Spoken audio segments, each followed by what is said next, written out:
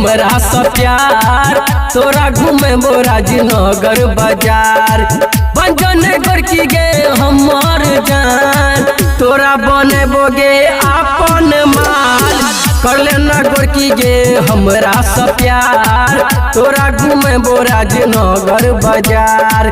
बंजन गोरकी गे हमर जान तोरा बनेबोगे अपन माल कर लेना गोरकी गे हमरा से प्यार तोरा घूमे राजनगर बाजार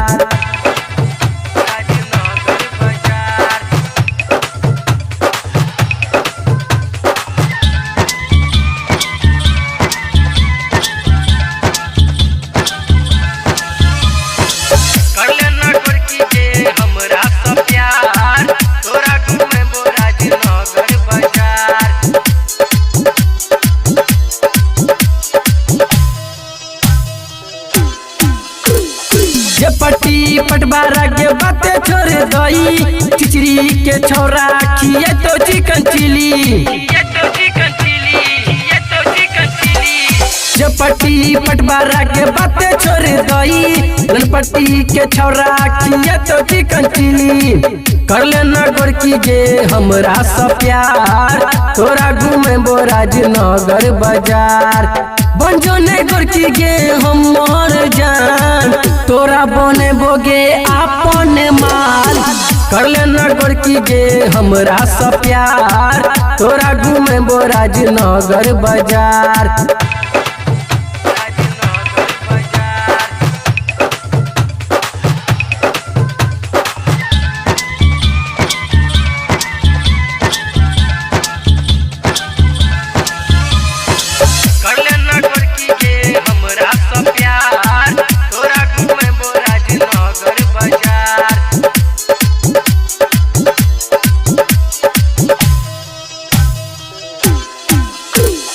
कल्लू के गाना पर भगेल दीवाना ऑडियो के वीडियो सुने छे के रोजाना कल्लू के गाना पर भगेल दीवाना ऑडियो के वीडियो सुने छे के रोजाना कर लेना गोरकी गे हमरा से प्यार तोरा घूमे राजनगर बाजार बंजो ने गोरकी गे हमर जान तोरा बनेबोगे अपन माल कर लेना गोरकी गे हमरा से प्यार तोरा घूमे राजनगर बाजार।